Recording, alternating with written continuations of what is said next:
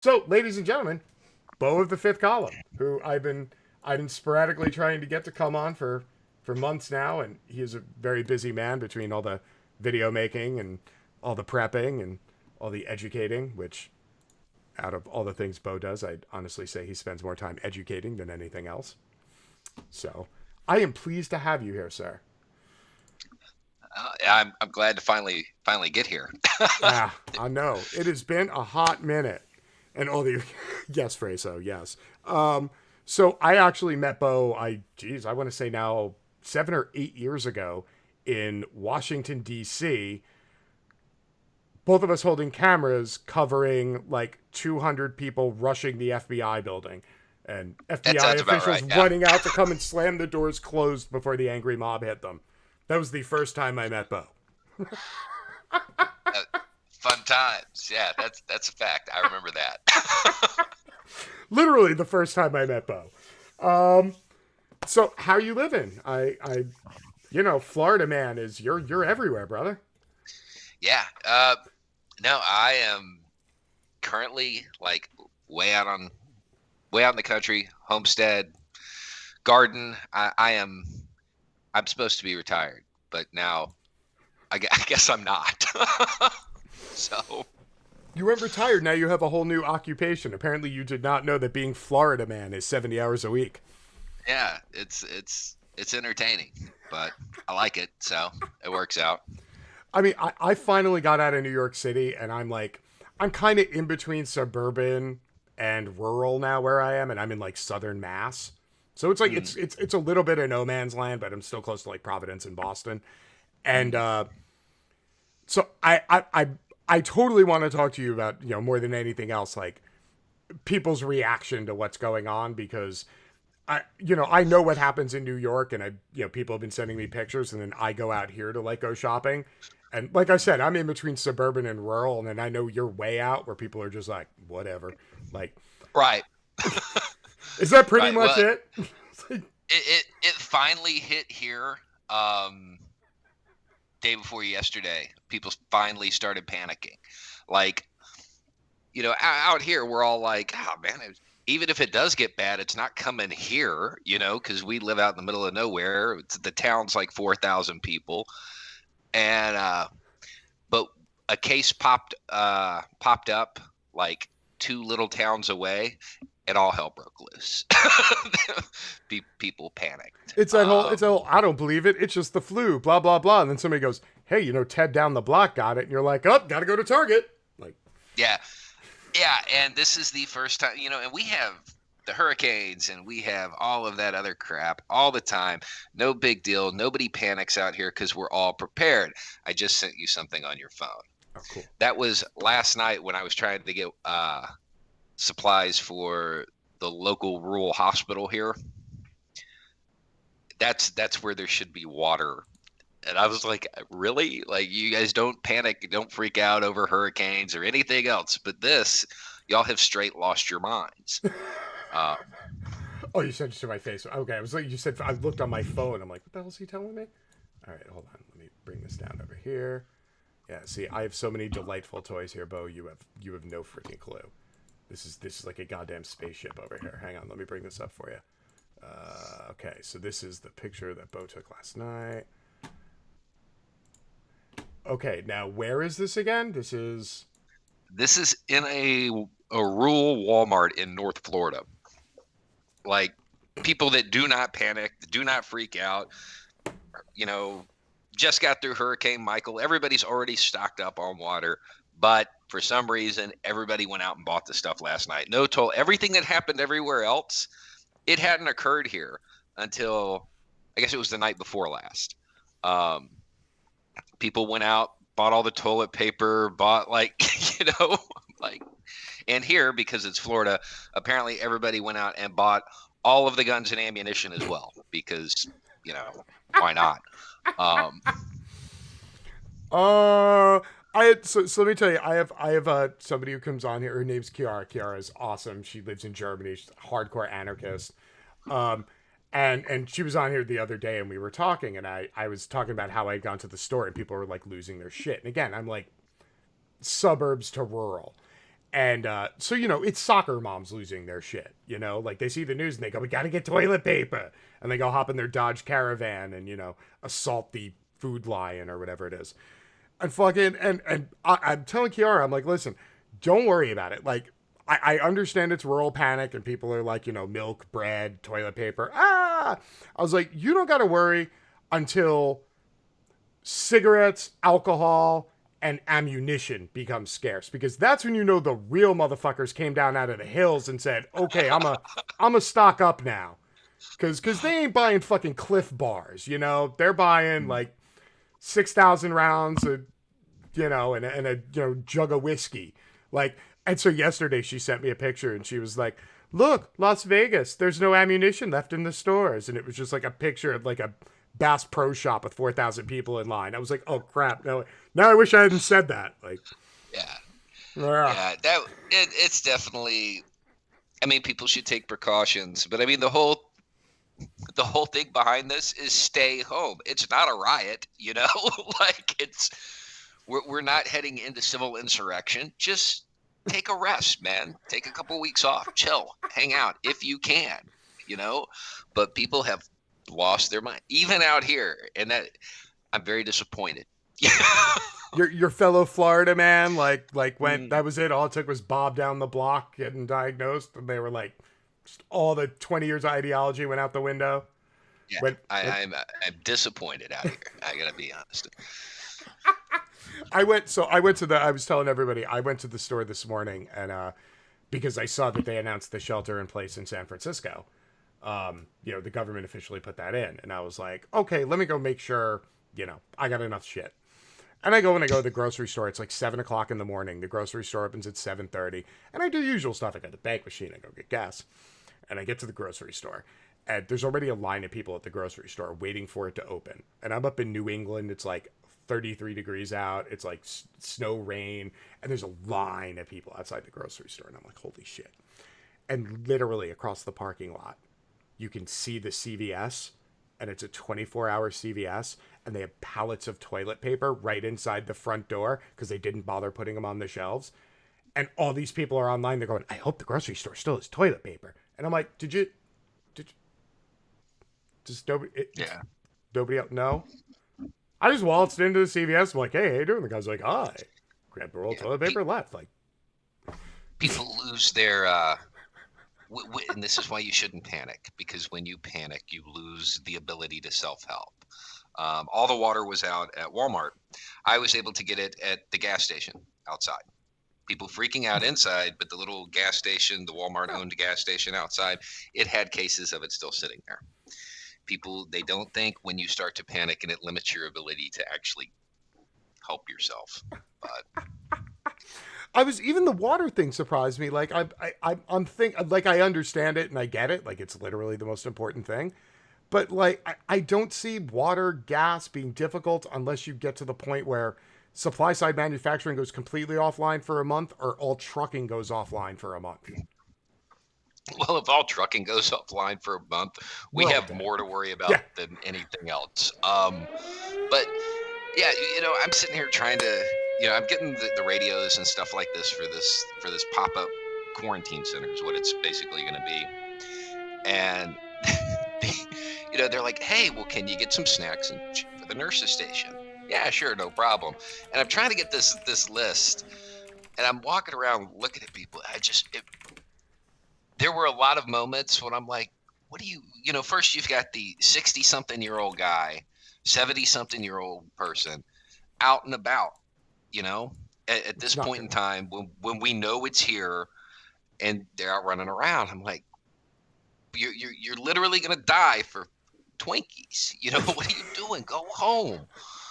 But and that's the one that gets me. Like, I understand, like, and we've had talks where our wives have somewhat similar career path areas, so public health, so to speak.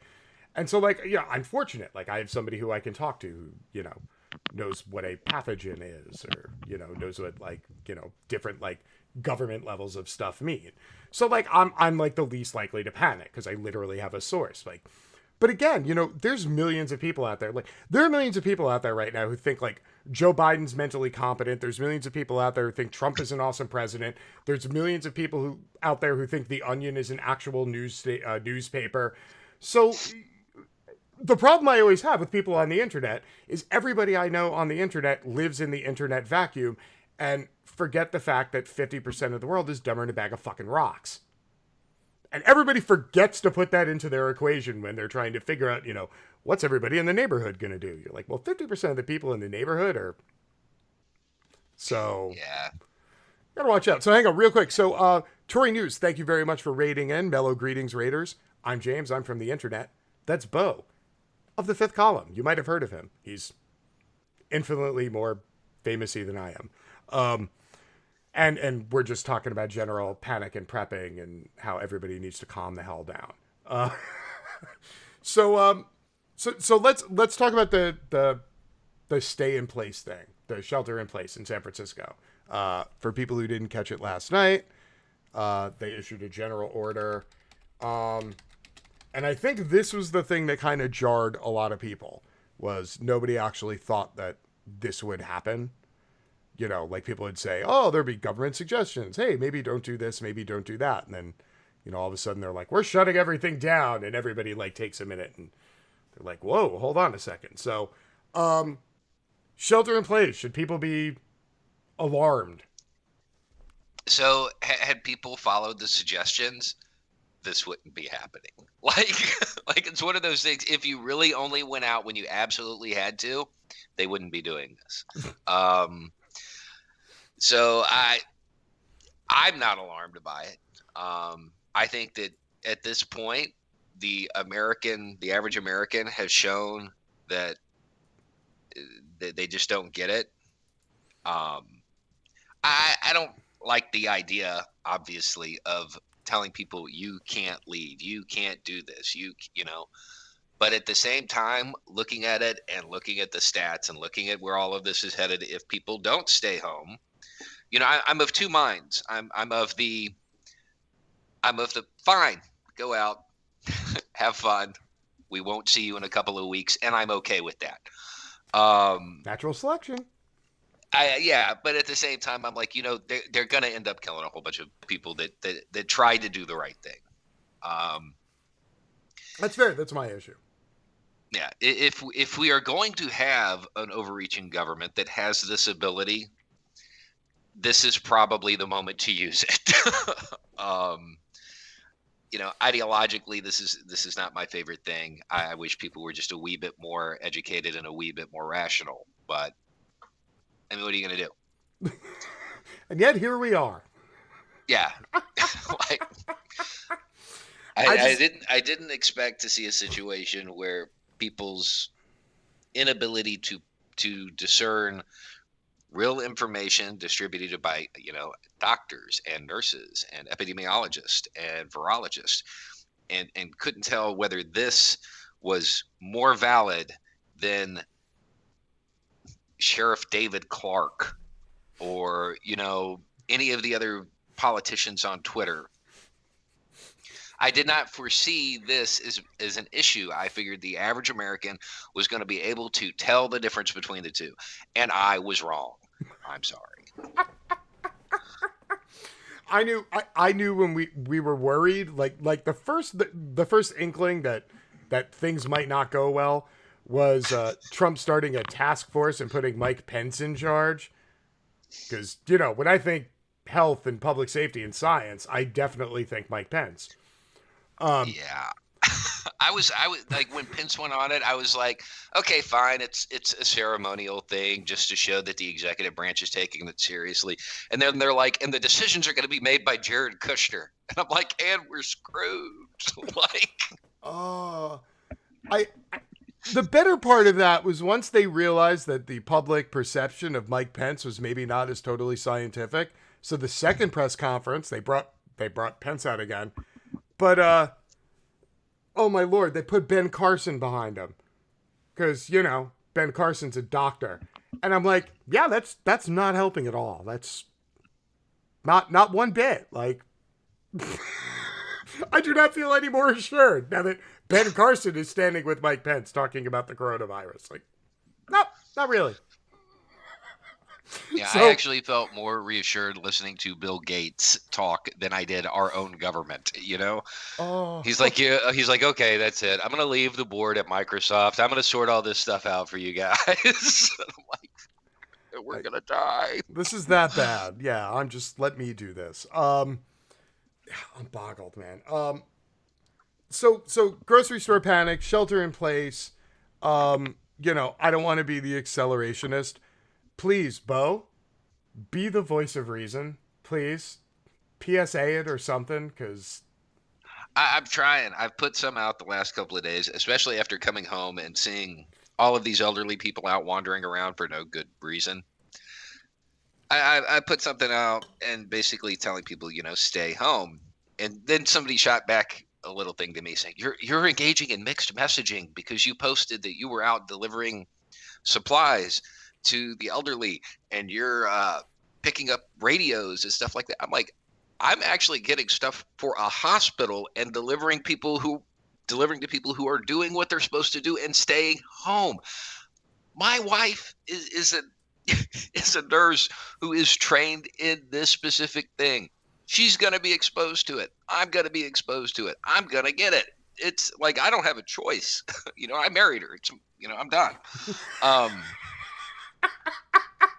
day one you were like, yeah, I'm just gonna check the box. That shit's gonna happen. Like, yeah, there's no sense in me trying to avoid it. It's going to come to my house. So that is gonna it happen. is what it is. So real quick, yes, Miss Rogers, Beau can actually see the chat. I have basically my screen is full screen on his screen, so he can see my OBS, my chat messaging. He can see everything.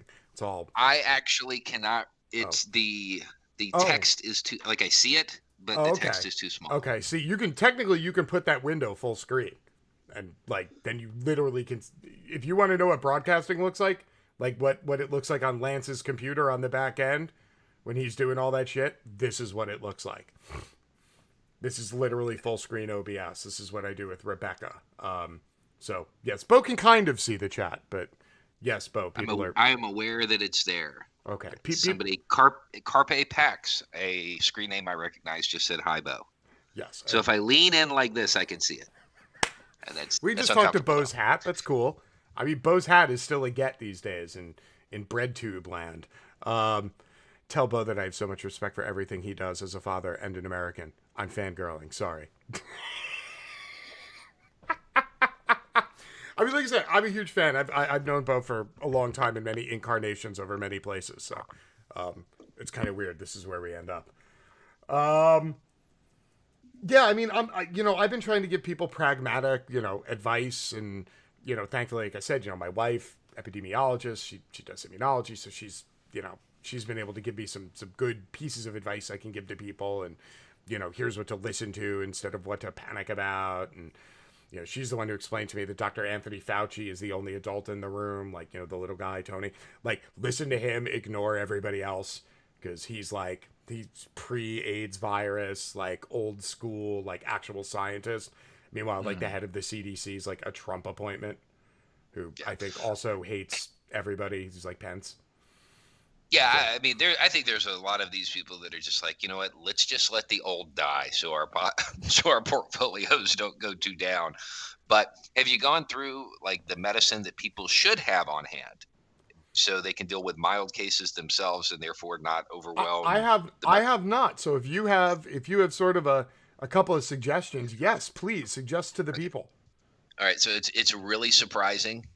It's acetaminophen, so Tylenol, and then NyQuil or whatever your favorite cold medicine is, and basically you're treating it like any other cold. And as long as you manage the symptoms, anytime I think it's 103, anytime your fever, you want to make sure that you can manage it and keep it below.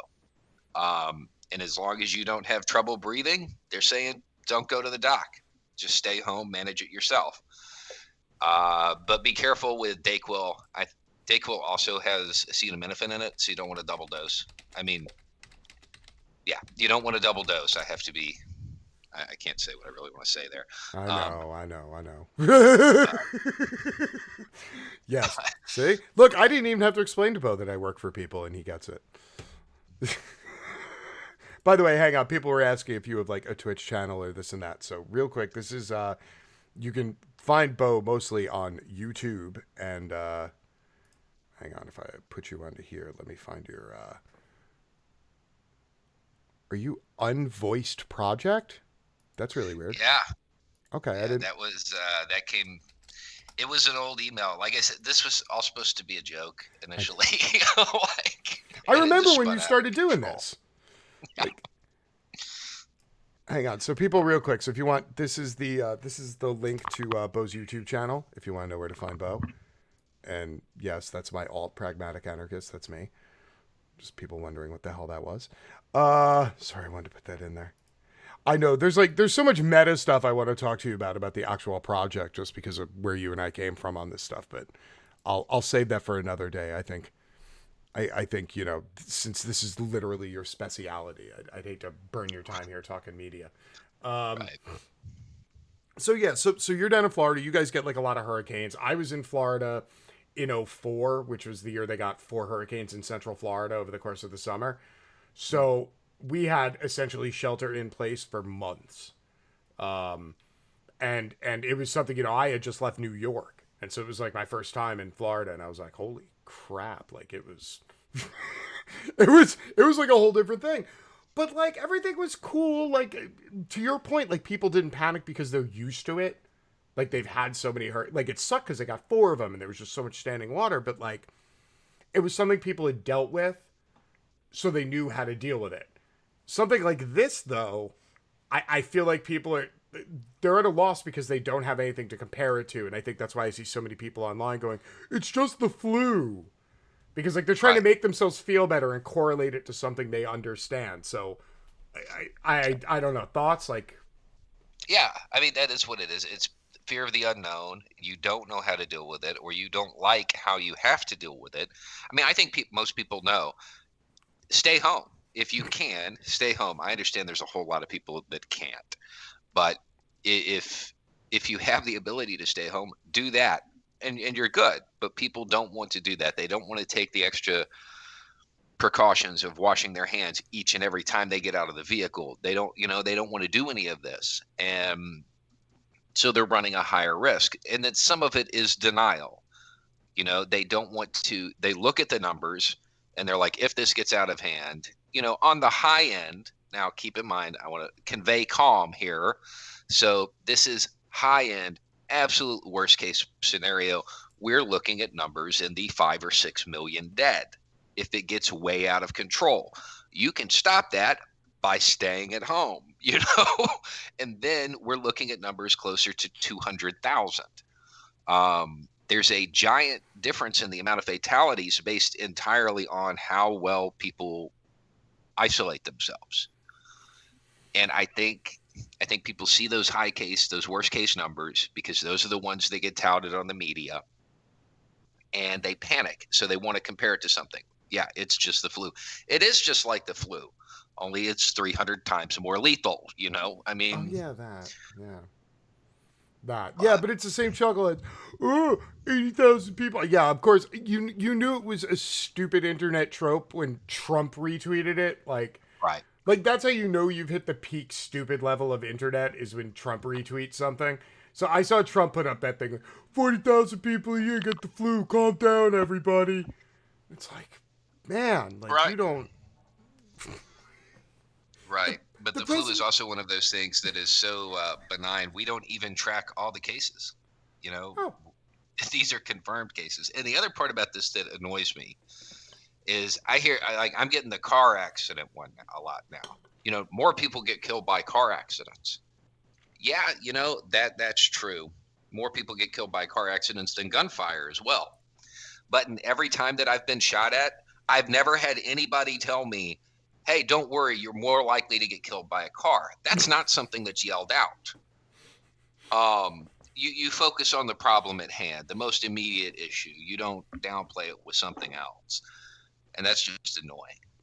But I feel you. And he'll Dost. Yeah, no. The flu's not benign. The point is that people immediately point to the flu and the flu numbers. So when people go, oh, corona's really serious. They're like, oh, but there's only 20,000 cases. Meanwhile, like 4 million people get the flu and like 40,000 die. Like, calm down. It's not a big deal. And that's like the answer of literally, I don't personally know anyone who has it. So it's some amorphous thing that exists that's somebody else's problem. Like the prison that's 4 counties over, or the nuclear waste site that's, over the state border. Or, I can't physically see it. It's not directly affecting me or anybody I know. So, is it really a thing?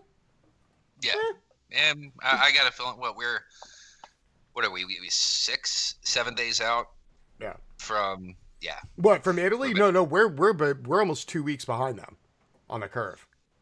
No, but I mean, we're 6 or 7 days out from like when shit hits the fan, right? Oh yeah. Like I think that's where we're at.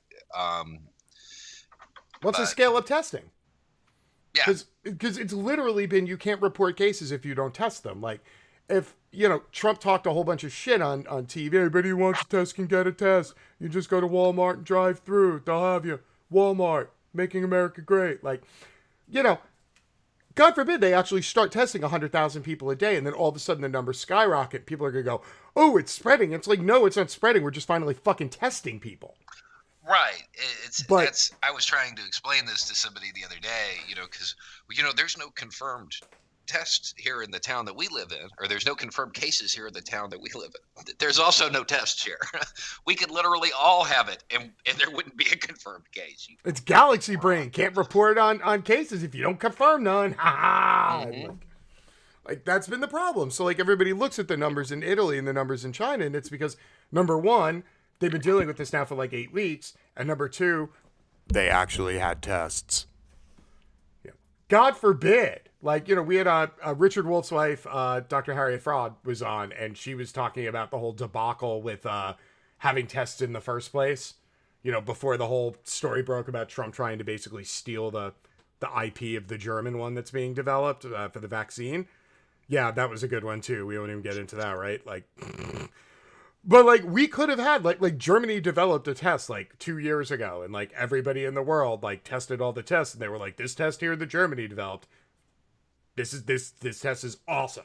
Like, it's accurate, it's easy. And in typical American fashion, it's like, well, we'd rather like let 18 different private companies bid, and then, all of us get our grift on the back before we approve one. And, oh, then we have to get spending approvals. And it turned into like a 2-year path to nowhere. And meanwhile, all these other countries have like millions of tests, and we have like 14, and we're sharing them. Like, you got tests, and they finish, you go, pfft. You just kind of spit, rub it out, and go, next. Yeah, it's not good. This is a less than ideal situation that we are in. So what do you think? I mean, my assumption is they will start getting more tests out, and then the numbers go up. Do you think at that point the government tries to like do like shelter in place on a wider scale to sort of quell, panic? I think it all depends on how Americans react in that 6 or 8 days. I can't remember how but basically here within the next week or so, we're going to see the point where all of the cases that are currently out there that people don't even know they have it, they hit the severe side of symptoms, at which point they all go to the hospital, at which point all hell breaks loose. It depends on how Americans react to that. If they can handle it and they understand what's going on and nobody panics and nobody freaks out, good luck. Then I think it will stay suggestions. I think if people lose their stuff and riot at Sam's Club or Costco for paper towels, I think you'll see the National Guard. It all depends on how Americans respond. I typically have a lot of faith in Americans. It has been shattered this week. So it's been a little column A, a little column B on a lot of this stuff lately. I'm not going to lie. Like, yeah, so real quick, by the way, if anybody has any questions for Beau, especially as it deals with the, the whole social order collapsing when people start to like wig out, like, Trust me, if anybody knows mass thought stuff, it's Beau. Or prepping. Uh, Literally his milieu. Like, if you all have any questions, like, feel free to drop them in chat.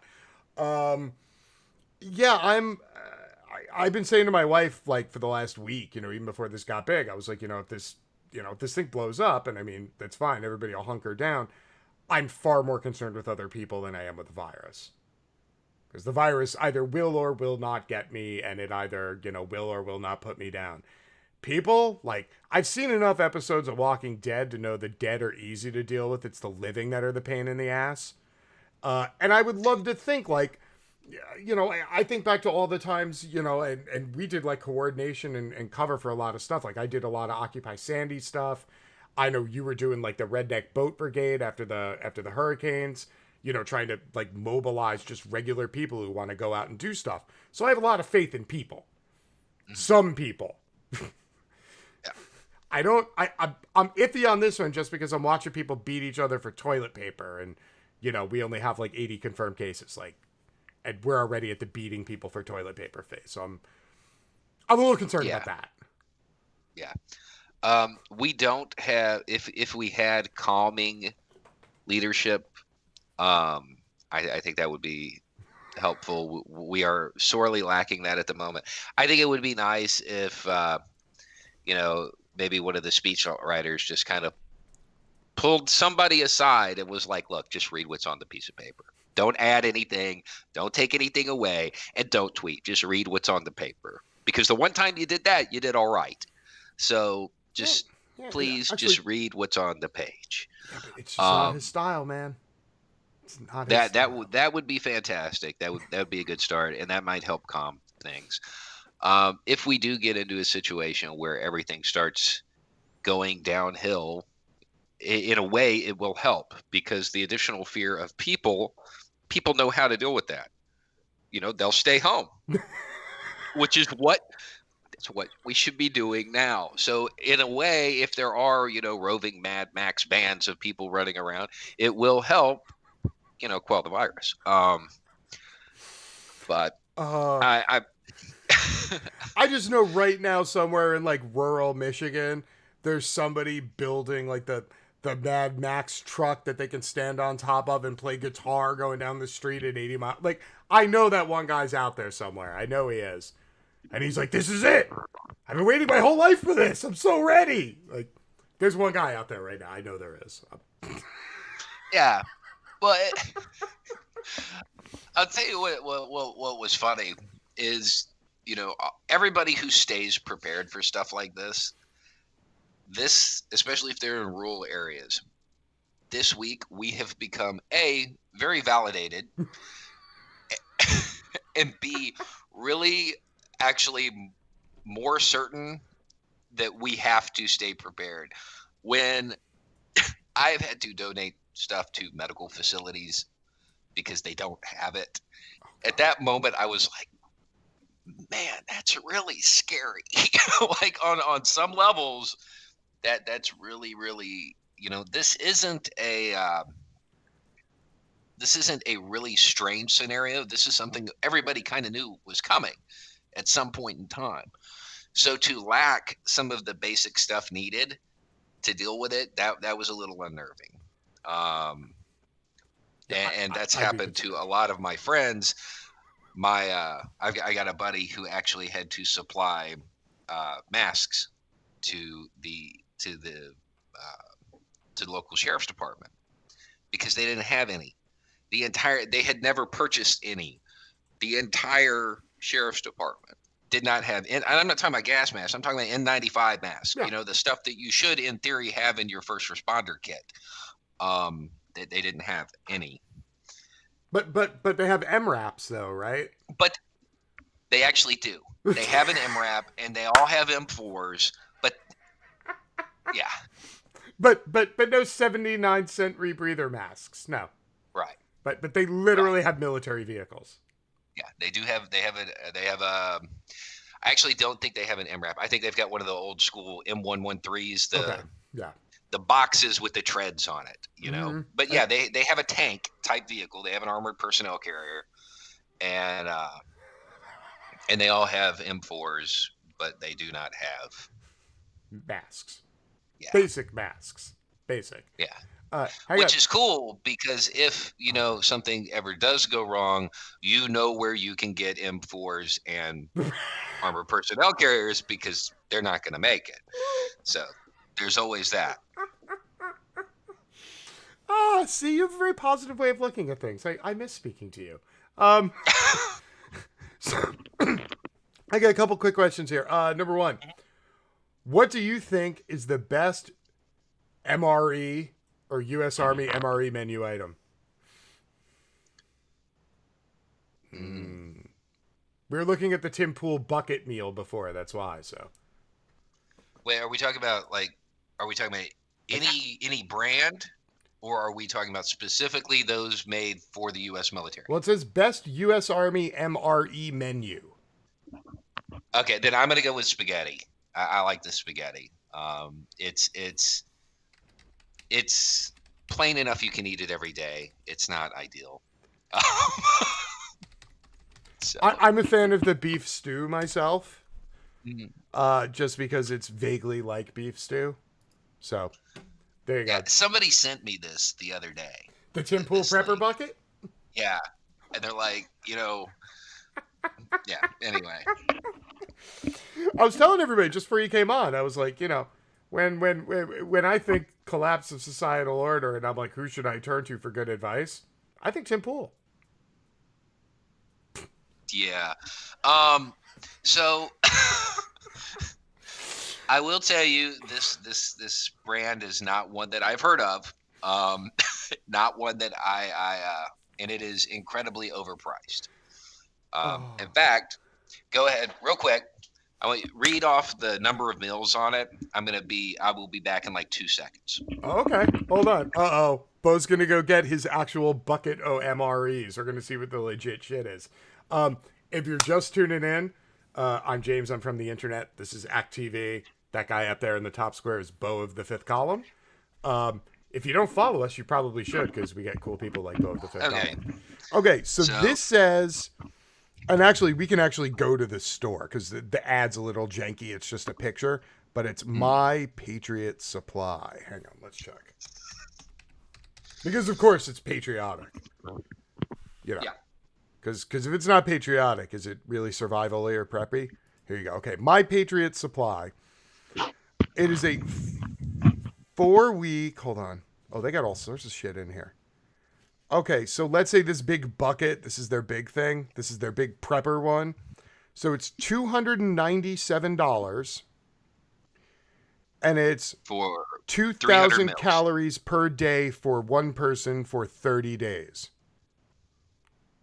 They're literally measuring it by calories, not by number of meals. So it says, includes 12 food varieties. And then it just says meals averaging 2,000 calories a day, 284 servings, 25-year shelf life, meals in reasonable heavy-duty 4-layer pouches with oxygen absorbers, food grown and packed in the USA, breakfast, lunch, and dinner. These are available at Walmart. They are $20. Each one of them has 50 meals in it. 50 meals for $20. Yeah. And I am not I do not get a commission from Augustin, although they are a good company. So is Weiss, and they're also very cheap. Wise. They're very inexpensive. Weiss is what I keep in my backpack when I go hiking. They're cheap. I don't get a commission from them either. Those are the two that I would recommend if you're going to go with civilian stuff. Nice. See, now I used to just I was an old school like MRE dude. Like anytime I'd go to like Army surplus store, you just always pick some up. So we literally have like we have like a bag of them under the bed. Like I'm not, me, like I'm not like crazy preppery, but like I literally always have to go out and go shoot video on like a moment's notice. So I have a boogie bag and then I have a tech bag, and like they're both set up so I can just pick them up and go. So I'm not really like a prepper. I could, like, if I ever, you're totally a prepper. Cities. You're just not insane. I'm just, I believe in rational stuff. Like, like I'm in an apartment right now. So like, I don't need an M60. Like, 20 gauge, 14 shells, I'm good. Like, it's point and click. It's like a mouse. It's home defense. Like, I see people are flipping out, like they're going to gun stores and people want to get like fucking 50 cals, and it's like, calm down. Like, you don't need to mount a 50 cal on your roof to Well, keep people yeah, away from your and we've toilet had paper. I've had that conversation with people too. I want to get I want to get a Barrett 50 caliber. It'll shoot a mile and a half. Can you name any place? We live in North Florida. Can you name any place where you have a mile and a half line of sight? No, because it's all fucking Well, scrub trees no. everywhere. you know, Yeah, you're like North Central. You're like, yeah, that's all scrubland up there. yeah, you can't see. I mean, you may at times, get 500 yards. I don't understand some people's thought process, but yeah, this is crazy. The Tim Pool thing just kind of threw me for a loop because so they sell these, whatever this brand is. They've been selling them on InfoWars for years. So Alex Jones has been selling this stuff, and then they have different right wing personalities come on and they basically endorse it, and they make like a slightly different one. So there's like a Jordan Peterson one, and it just tastes like sadness, and then there's like a Ben Shapiro one, and all the containers are very small, and then there's a Tim Pool one, and it's both bland and yet offensive. It's they cater them to them, but this is whatever this company does. Yeah. I like it. It seems to be their thing. It's good marketing. Oh man, so what do you got coming down the pike? What's coming up next in the life of the growing rational empire that is Beau of the Fifth Column Media? What do you got coming down the pike? We've got a whole bunch of stuff related to. We're doing interviews now. We're bringing people on the channel and doing interviews. We're doing a lot of politicians, and then we're going to throw in some more interesting people, like from outside of the political spectrum that have political ideas or have a strong area of expertise that could be useful.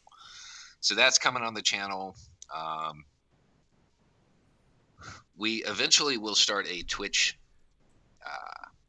a Twitch stream, Twitch channel. I don't know what it's called. We're going to end up starting one of those. We have the Discord, Instagram, Twitter, Facebook, YouTube. We are also we have podcasts now, all of the little individual episodes, as long as the episode doesn't require visual elements, the audio is ripped and it's put on the podcast, and it's available on all of them, I guess. Beau, you speak of all this as a man who writes deep words, says deep words, and then pushes the recording of those words across the table to somebody else and have the magical digital elves do the rest. That's the idea I'm getting here. I know so little about about the distribution of once it comes out of that shop, I load it onto YouTube. That's my part. From there, other people make all of the rest of the magic happen. And thank you, Patreon, for allowing that to occur. I mean, like I said, listen, so everybody, I've known Beau for like a hot minute. In fact, I think probably the year after I met you, I didn't actually remember you, and I saw you were, God, this is when you were doing the Pontiac Tribune website, and you guys used to do like awesome news articles, and I actually sent you a message on Facebook, and I was like, oh my God, your stuff's so good. I work at CNN, and I fucking hate working in media. I'd love to come write for you. And then you never messaged me back. That's horrible. Yeah. But completely believable. That's horrible, but completely believable. However, Pontiac Tribune is now spun off. So all of the outlets that were part of the Fifth Column, they're all being spun off to their editors. We're going to keep the Fifth Column main site. But Pontiac Tribune, Greed, all of them, they're being spun off to their editors, and they'll own and operate and all of that stuff. And it's kind of cool to see that happen, because we took over some outlets that were not doing well, and now they are. Kind of proud of that. But yeah, so basically the Fifth Column brand is now all about Beau. All That's about. basically how that's shaking out. So Yeah, no, your numbers are sick, dude. Every time I see one of your things and it's got banging numbers, and I'm like, damn, I'm crushing it. yeah, It's almost like if you say rational things that make sense and you don't yell at people and you have something to say, people will like listen to you and stuff. right. you know, yeah, this and yeah. You're like the So least shouty dude I know. Like literally the least shouty dude I know. And like yeah, hundreds of thousands of people come out in droves to listen to you, literally because you're not the shouty dude, which I appreciate. I Um, think it's cool, and I love the fact that it all came from a joke. I mean, it really like, did. I remember you when you know, started doing these videos and you were putting them on Facebook and they were getting like 60 views, and we're like, why the fuck is he in a shed cutting videos? And like 3 months later, you're like, I'm leaving Facebook. And you were just like gone. Like, I'm on YouTube. Peace out. We were like, what the hell happened? Where'd he go? Like, so okay, so this it was like 2 years ago when the first one started. I'm sitting around and with other journalists, and I get drunk. I have too much to drink, and my accent comes out real heavy. And they're like, you've got to make a video showcasing the fact that the dude that writes about Kurdistan and speaks, da da da da da, that he's actually a redneck. So I make a joke video sitting on a tractor, overalls, beer, dip, trucker cap, yelling at some militia leader, and it kind of blew up. And then I just started doing it every once in a while as a joke, and it took off. And eventually had to walk the accent back because those first ones I was really playing my accent up, and I had to walk it back to what it actually is, which is nice. But now I don't hide it anymore, so that's cool. Um, but yeah, so this whole thing started off because I got a little intoxicated and somebody dared me to make a joke with my or make a video with my accident. who's laughing now? Right? Well, actually, they are too because they're one of the people that Patreon's funding, like to make all the magic happen. So it worked out for them too. Nice, dude. That is so dope. Yeah, no, I remember when I first came over to Twitch, my first thing I was like, yo, are you on Twitch at all? And you're like, no, I don't even know what that is. And then like 2 days later, I saw you on the surfs, and I'm like, oh, okay, so apparently now he knows what Twitch is. So I cycle back, and I'm like, you should really have a Twitch channel. And he's like, I ain't got time for that. And then like 2 days later, he's on the surfs again. So I keep telling you, listen, if you ever get to the point where you want to scale onto Twitch, and you should holler at your boy, because as you can see looking through this screen, I got this shit down. Yeah, I will definitely do that. Like, it's probably our big step. Like we're getting, the podcast is now up and running itself. Like it's making good numbers. YouTube's good, Facebook's good, Twitter is, all of that stuff is working. So the next thing is Twitch. I still don't understand. How do you like? You obviously get paid for doing this. You do this for hours a day. How does this work? Are there ads? Because I didn't see any ads. I've Well, yet to see an ad on no, Twitch. so it does have ads. So there's and again, like I'm sure Lance has probably been. I feel like at this point Lance and I are like arm wrestling to get to be the one who platforms Beau, and Lance has a bigger following, but I have a larger pool of resources, so it's like it's 50-50. It's I mean, I've been working for Act, this, for like 6 years now. It's been almost 6 years. And when act.tv started, we were a Facebook page with 3,000 people, and it was a couple of, people from Occupy Wall Street media groups. And they slowly added people one at a time, and we're now like a powerhouse boutique agency. Like we do our live streaming tech, which is what we kept researching it and putting like any money we made, we just put it into that. And our live streaming capabilities are now better than CNN's, because they still need a fucking microwave truck and 14 muggles and old union dudes with big 30-pound camera mounts, like crazy shit. And we got this, I mean, you've seen my microtech rig because we've been out in the field. Like my microtech rig is even sicker now than it used to be. Like it's 7 pounds and it's 3 cameras. Like it's sick. That's cool. So like we get a lot of client work. We do we do videos for Move On, we do videos for Bernie Sanders, Working Families Party, like we do live stream stuff. Like right now, nobody can do TV because all the Mhm. TV studios are closed. So we're Yeah. literally like we're getting 8 emails a day from senatorial campaigns and big media people who are like, hey, can we throw money at you and you like back end a live stream for us. So act.tv's been like solvent, like it's not like we're making money, but like we have a few people who work here. And you know how Facebook, I mean, you knew the writing was on the wall for Facebook a while back, like you've always known. It's aging out quickly. And act tv, our main age used to be like 30 to 40, and now it's like 50 to 60. Like the people age out on Facebook, and there are only so many good new platforms. And Twitch, we decided it was going to be a long haul because the numbers aren't as big. But this is sort of like this is like phase 2 of social media now. Like phase 1 was static. It was you left a post and then people would leave comments, or you posted a picture and then people would look at them. And this new like second wave of social media is interactive. It's both ways real time. And all that archaic social media is just going to eventually fall off the side, just like Yahoo chat rooms did, just like Craigslist being a big thing did. Like this sort of interactive social media, this is going to be second wave. And it's like, well, we can spend the time on it now and spend 2 years building it and have something dope for when all that shit like completely dies out. And so that's what we made. We made the move. And so like I'm pretty much over here with Juliana, and everybody else is still doing, the Facebook, the YouTube, and our client live streaming. And basically I'm over here with Juliana and, occasionally one or two other people, and we're just cranking on it. Like I love it over here. This is totally making content for static social media seems idiotic once you do this.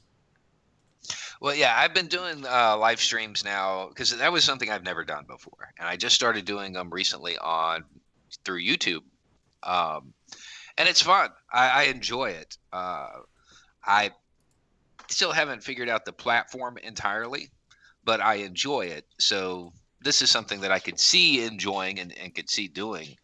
Um, So when you guys, let me ask, when you do your podcast, and here, wait, if I put this here, you see in main screen, so this way you can see the chat, or is that still going to be too small for you? oh, Sorry. it's still way too small. Okay. All right. So when you guys do the podcast, is it pre-record or do you do the podcast live? The interviews Yeah. Well, with people. you said you were doing a podcast now. Okay, so our podcast is all pre-recorded. Okay. And then, but it's something. The key elements of it are interviews that we do, which also end up on YouTube. It all blends together. The content goes everywhere, Yeah. but and they're interviews with whomever, and those are recorded. But again, even that's not live. The only live content we do is the live stream on YouTube. That's the only thing we have right now. I didn't even know you had like I knew because I saw your Shahid Buttar interview, which I thought was great. Because anybody who's going to primary Nancy, I'm all for. So I saw that interview. I didn't know that you were doing any live stuff on YouTube though. Yeah, we did a thing where we all sat around and watched Outbreak the other night, just to kind of help deal with the forced quarantines of some people. We did that, and then every once in a while, I'll do one to raise money for a domestic violence shelter or whatever. But I really enjoy it. I enjoy interacting with the people that I normally only see in the comment section. Yeah. And I'm sure you know what I mean. Like you do not know these people, but you recognize their screen names after a while, and you feel like you know them. You would never recognize them, but you feel like you have some kind of weird relationship with them. Weird would be the correct word. Yes. Yeah, I mean, because I don't know how. I really don't know how to describe it. There are a number of people that you recognize their name because they comment so often, and you're like, oh, it's this person. And when you get the notification, you'll actually go look because it's either funny or that they hate you and they're going to say something entertaining. I assume everybody in my chat hates me. It just makes it easier. It's this way, you know, if I set the bar low, I'm never disappointed. So that was a whole bunch of Beau's links I put into the chat. Like I said, definitely, like if you go to move to Twitch, and I definitely think you should. I'm sure Lance has been hounding you. Like, there's a lot you could do. You could pivot your podcast to live and then do the podcast and the Twitch and the YouTube all at the same time, and you can vector stuff out, and then you can do highlights, and then you can data vortex. And you know me, I'm an animal when it comes to this stuff. So, like, in my head, I've already seen like the Beau empire and what happens when it goes live. And it will be glorious, my friend. It will be glorious. Oh man, dude, I'm so glad you came on. Like, I just wanted to keep you on here all day, but I realize you have like a family and videos to cut and stuff like that. Yeah, I do. I've got videos to do. I mean, you know, I'm not going to see my wife again for like another 3 weeks because she's going to be at the hospital. But so you're just roughing it home with the kids and the dogs. That's it. Well, just the dogs. Sent the kids out even more isolated. So. Oh, nice. I mean, okay. I'm literally here with the dogs. It's kind of cool. Well, my house has not been this quiet in like 8 years. Well, that's because you guys never got cable and instead just kept having kids. So, right. You know, if you had gotten cable, there is that. Probably a lot less noise now. Well, in all seriousness, so our assumption is that, and again, you know, talking to my wife and hearing stuff in the back, you know, we might be looking at you know, something close to a mandatory 30 to 60 day shelter in place, whether it be at, you know, multiple state levels or even at a federal level. So I'm literally always here. I have this enormous toy at my disposal. So regardless, like, you know, you want to come on here and shoot the shit, or you just get like a wild hair and you just want to do something like ludicrous, like, I don't care, like 10 o'clock on a Saturday night or something like silly, like straight up let me know and I will click old Bessie on. And all right. You have no idea the stuff I want to do, man. I couldn't get away with it with my people, but with you, with you, sir, I could get away with it. All right, look, everybody, this is Beau of the Fifth Column. He knows more about a lot of stuff than, you know, most people do. He has words of wisdom. You should check him out on YouTube. He's on the Twitter. He's on all those fun social media pages. I put his links in the chat. Any parting words for the people who have been kicking it? Stay calm. Wash your hands. Practice social distancing. Don't panic. If you have a fever, it's just a fever. Don't worry until you start having trouble breathing. At that point, go to the hospital. Other than that, you know, it's just a thought. Y'all have a good night. Beau, I love you, brother. Hopefully I will talk to you soon, and we'll, like I said, we got like a month to kill, so we should definitely get up again. Absolutely. All right, brother. Peace. Bye. Cheers.